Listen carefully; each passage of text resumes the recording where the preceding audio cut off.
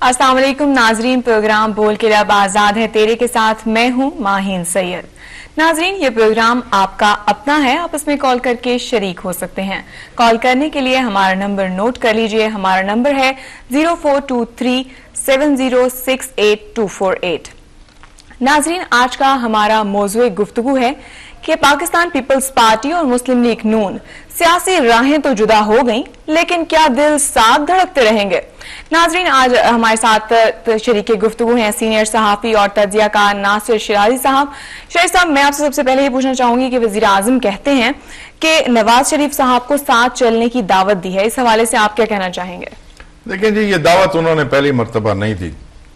ये दावत हर 3 माह के बाद देते हैं। हर 3 माह के बाद मियां नवाज शरीफ और उनकी जमात के दीगर अकाबरीन की जानिब से इल्जाम तराशियां होती हैं। अस्सलाम वालेकुम जी, कौन साहब और कहां से बात कर रहे हैं? अस्सलाम वालेकुम जी। वालेकुम अस्सलाम, कौन साहब और कहां से बात कर रहे हैं? मैं परवेज बोल रहा हूँ जी, गटक से। जी परवेज साहब कहिए।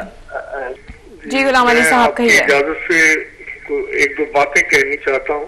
जी कहिए। साहब, ये कल मैं सुन रहा था प्रेस कॉन्फ्रेंस रब्बानी साहब की और बाबर अवान साहब की। तो पहली बात तो ये है कि लॉन्ग मार्च जो था, जिस दिन लॉन्ग मार्च रुकी, वो यौम अफसोस था पाकिस्तान के लिए। ये जो कल वाकया हुआ, ये तो मेरे ख्याल में शुक्राना का वो दिन था कि अल्लाह ताला ने पाकिस्तान को सुरखरू किया एक गलीज मफाहमती करप्ट पॉलिसी, जिसके नतीजे में पाकिस्तान को तबाह बर्बाद किया गया। करप्शन खरबों खरबों हाँ की हुई और गैस लोड शेडिंग, बिजली बंद करके रेंटल यूनिट, गरीबों को जिस महंगाई की चक्की में इन्होंने पीसा, जो तबाही की है इस हुकूमत ने, और इनके कोलिशन पार्टनर जो इक्वली रिस्पॉन्सिबल है, वो किसी तरह भी उनको एक्सोनरेट नहीं किया जा सकता। ये मेरे ख्याल में बड़ा एक शुक्र का दिन था। और अब ये प्रेसिडेंट हाउस, गवर्नर हाउस, आप देखिए ये कहते हैं कि आइन जो है COD की हम रिस्पेक्ट करते रहे, हमें ये 45 दिन में हम पॉइंट नहीं पूरे कर सकते थे, तो आपने 3 साल में पॉइंट क्यों नहीं पूरे किए? आपको गरीबों का ख्याल नहीं आया, कौम का ख्याल नहीं आया? 3 साल आप सो रहे। अगर नवाज शरीफ ने आपको पॉइंट दिए 45 दिन के, तो कौम उस पर नहीं, कोई उसको दे डोंट केयर। वो आपने क्या किया? नवाज शरीफ ने तो आपको याद कराया, वो भी बड़ी लेट, जिसका कौम को हर दिन दुख था कि नवाज शरीफ इनको क्यों एक एक दिन दे रहा है, जिससे कौम मुल्क गरीब खत्म हो गया, सफेद पोश खत्म हो गए। तो कौम तो कल खुश हुई है, लेकिन अब ये है कि आप देखें कि अब पंजाब को दुख ये होता है कि सारी सियासत, गंदी सियासत पंजाब में हो रही है। सब एक दूसरे के, पंजाब में जितनी पार्टी है वो एक दूसरे के पीछे लगे हैं, और पीपल पार्टी इसमें MKM वो इसमें तमाशा देख रहे हैं और वो इसमें फायदा उठा जाएंगे। MKM वालों ने आज कह दी थी पंजाब में सूबे बनाए हैं। भाई कराची जो सबसे 62% आप कहते हैं पाकिस्तान की रेवेन्यू देता है, 2-2.5 करोड़ की आबादी है, उसके 2 सूबे क्यों ना हो, और सिंध के 4 सूबे क्यों ना हो? आप पंजाब को क्यों खराब करना चाहते हैं? ये सब लोग, ये सब पंजाब को बर्बाद करके, खराब करके पाकिस्तान को खराब करना चाहते हैं। क्या किया आपने? आप कहते हैं यौम अफसोस, और आप कहते हैं ये 45 दिन में नहीं हो सकता था, तो आपने 3 अरब के रोज आप बैंक बोरिंग कर रहे हैं। आपने IMF से पाकिस्तान को महकूम कर दिया, आपने कर्जे 10,000 अरब कर दिए, आपने खरबों खरबों की करप्शन पाकिस्तान में स्टेट कॉर्पोरेशन में करा दी। तो आपको 3 साल भूल गए, ये 45 दिन याद रह गए, और आप उसे सफाइयां दे रहे हैं। जी बहुत शुक्रिया। गुलाम अली साहब लाहौर से हमारे टेलीफोन लाइन पर मौजूद थे।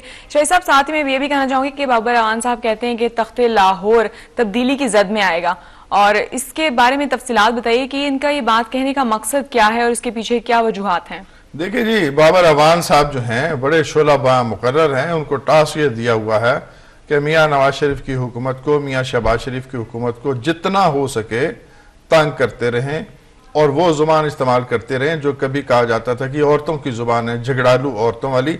अब तो औरतें माशाल्लाह इतनी सेंसिबल हो गई, तालीम के मैदान में बहुत आगे आ गई।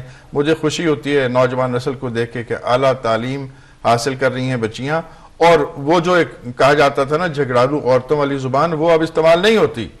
اب یہ فریضہ جو ہے بابر اعوان جیسے سیاستدان اور ان کے ہم عمر ہم اثر دیگر ہم پلہ سیاستدان جو ہیں، یہ فریضہ انہوں نے سنبھال لیا کہ خواتین اگر توجہ نہیں دے رہی تو وہ خود توجہ دیں گے. ذرا مجھے اجازت دیجیے گا. ہمارے دوست نے بات کی، جناب پرویز صاحب بات کر رہے تھے اٹک سے، اور جناب غلام علی صاحب سارے دوستوں کی بات کو آگے بڑھائیں گے. اگر کوئی کالر ہیں تو دیکھ لیجئے. جی السلام علیکم، کون صاحب اور کہاں سے بات کر رہے ہیں؟ وارث بات کر رہا ہوں قصور سے. جی کہیے وارث صاحب. میں نے یہ آپ کے پروگرام میں کل جو کانفرنس ہوئی ہے اس کے بارے میں کچھ کہنے. جی کہیے. یہ جو کل کانفرنس کی ہے بابر اعوان نے، اس سے پہلے جو 3 سال گزر گئے ہیں ان کو ان کے بارے میں کچھ نہیں پتا چلا کیا ملک میں ہو رہا ہے کیا نہیں ہو رہا ہے. یہ 45 کی بات کر رہے ہیں. 3 سال یہ کدھر تھے؟ اور دوسرا، جب یہ لوگ کاف لیگ کی ٹکٹ سے الیکشن لڑا انہوں نے فارورڈ بلاک نے، تو اس وقت ان کو اپنی پارٹی میں ہی رہنا چاہیے تھا، پارٹی نہیں بھی چھوڑنی چاہیے. یہ پنجاب کی بہت زیادہ گندی سیاست ہو رہی ہے، یہ عوام کا نقصان کر رہے ہیں. میں کوئی رہنا پسند نہیں کرتا. سے بات کر رہے تھے جی وارث صاحب. انہوں نے کہا جناب پنجاب کی سیاست میں جو طور طریقے اب ہمیں دیکھنے میں آ رہے ہیں، یعنی اخلاقیات نام کی کوئی چیز نہیں، قواعد و ضوابط نام کی کوئی چیز نہیں.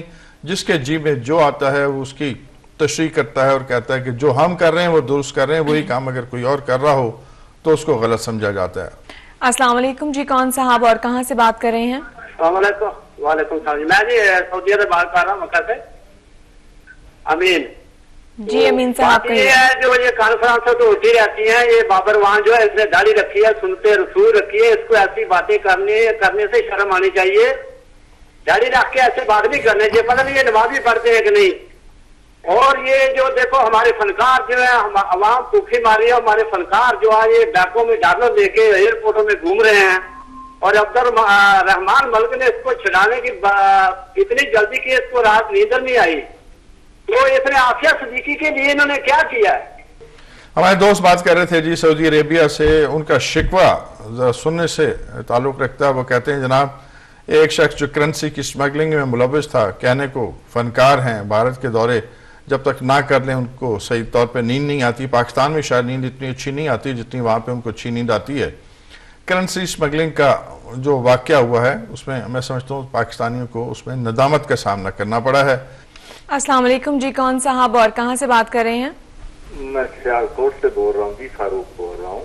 جی فاروق میں نے یہ بات کرنی تھی کہ کل جو بابر اعوان صاحب نے بات کیا پریس کانفرنس میں لوٹائزم کی، میں یہ پوچھنا چاہتا ہوں کہ ابھی چند دن پہلے انہوں نے ایک سینیٹر کو اپنی پارٹی میں شامل کیا ہے ادھر سے بلوچستان سے. تو وہ کیا لوٹائزم نہیں ہے؟ وہ لوٹوں کی خرید و فروخت نہیں ہے؟ پھر صدر زرداری صاحب کے الیکشن میں جو کاف لیگ کے ووٹ انہوں نے خریدے تھے وہ لوٹائزم نہیں تھا، وہ ووٹوں کی خرید و فروخت نہیں تھی. جہاں بھی لوٹائزم ہوگا، ووٹوں کی خرید و فروخت ہوگی، اس کو کنڈیم کرنا چاہیے. انہیں پہلے اس کو سوچنا چاہیے. اور بلوچستان کی صوبائی حکومت کیسے بنی ہے؟ وہاں پہ 13 تھے ایم پی اے کاف لیگ کے. کیا انہوں نے شجاعت صاحب سے، چودھری شجاعت صاحب سے کوئی این او سی لیا تھا پیپل پارٹی کے ساتھ جانے کے لیے؟ یا وہ بھی لوٹائزم میں آتا ہے؟ اس کے بعد جناب بٹو صاحب ہیں، منظور بٹو صاحب پنجاب سے آزاد ایم این اے بنے تھے، وہ پیپلز پارٹی میں شامل ہو گئے. کیا یہ ان کے اخلاقی طور پہ جائز ہے؟ یہ وہ سب جب خود ہی باتیں کریں گے تو ملک میں یہی پھیلے گا نا. السلام علیکم. جی بہت شکریہ فاروق صاحب ہمیں کال کرنے کے لیے. جی شاہد صاحب. جی فاروق صاحب کہہ رہے تھے اور بہت درست کہہ رہے تھے کہ پاکستان پیپلز پارٹی یہی سب کچھ کرے جس کا انہوں نے تفصیل سے ذکر کیا کہ کاف لیگ کے ممبران صوبائی اسمبلی کی اکثریت تھی بلوچستان میں، ان کو حق حکمرانی نہیں دیا گیا. لوگوں کو پہلے ترغیب دی گئی اور پھر ان کو تھریٹ کیا گیا اور پھر ایک خاص طرز کی حکومت بلوچستان میں بنائی جو کچھ ڈیلیور کرنے سے قاصر ہے. جو حکومت اپنے صوبے میں امن و امان کے معاملات جو ہیں ان کو کنٹرول نہیں کر سکتی، کرائم کو کنٹرول نہیں کر سکتی اور لوگوں کا بہتا ہوا ناحق خون جو ہے اس کو کنٹرول نہیں کر سکتی، میں سمجھتا ہوں ان لوگوں کو حکمرانی کا حق حاصل نہیں ہے. ووٹ لوگ اس لیے نہیں دیتے کہ کچھ لوگ حکومت میں آ جائیں، کچھ لوگ وزیر بن جائیں، کچھ مشیر بن جائیں. لیکن قتل و غارت گری کا بازار گرم رہے اور کوئی ظالم کا ہاتھ روکنے والا نہ ہو۔ یہی کچھ ہم سندھ میں دیکھتے ہیں، یہی کچھ ہم بلوچستان میں دیکھتے ہیں، اور دونوں جگہ لوگ جو ہیں جو ذمہ دار ہیں وہ چین کی بنسری بجا رہے ہیں۔ کسی کو عوام کی جان و مال کی فکر نہیں ہے، اپنے اپنے معاملات میں پارٹیاں، پارٹی کے سربراہ، پارٹی کے وزیر مشیر سب اپنے اپنے معاملات میں اس طرح گم ہیں کہ ان کو عوام کی زندگیوں کی کوئی فکر نہیں۔ ہر 3 ماہ کے بعد قتل و غارت گری کا ایک بازار گرم ہو جاتا ہے۔ سندھ میں، خاص طور پہ کراچی میں کمیٹیاں بنتی ہیں، مفاہمت کی پالیسی بنتی ہے، ایک میز پہ 4 لوگ بیٹھ جاتے ہیں، بڑے زور شور سے کہا جاتا ہے کہ جناب مجرموں تک پہنچ گئے ہیں، ماسٹر مائنڈ گرفتار ہو گیا ہے، سب کو کیفر کردار تک پہنچائیں گے۔ دہشت گردی، ٹارگٹ کلنگ کے واقعات جتنے بھی ہوئے، میں 1 ماہ یا 2 ماہ کی بات نہیں کر رہا، میں پچھلے 3.5 سال کا ذکر کر رہا ہوں، کسی ایک واقعے کے مجرم جن کو گرفتار کیا ان کو سزا نہیں دی گئی، رہا ضرور ہوئے۔ ملتا جلتا کام ہمیں بلوچستان میں نظر آ رہا ہے۔ نان بلوچیز سیٹلر جو ہیں ان کے لیے زندگی اجیرن ہو چکی ہے، ان کی زندگیوں سے کھیلنے کے واقعات ہمیں روز نظر آتے ہیں۔ لا اینڈ آرڈر کے معاملات سنگین صورت اختیار کر گئے ہیں۔ جی بالکل ناظرین، پروگرام کا سلسلہ اسی طریقے سے جاری رکھیں گے، آپ ہمارے پروگرام میں کال کر سکتے ہیں، لیکن یہاں وقت ہوا ہے ایک بریک کا، لیتے ہیں ایک چھوٹی سی بریک۔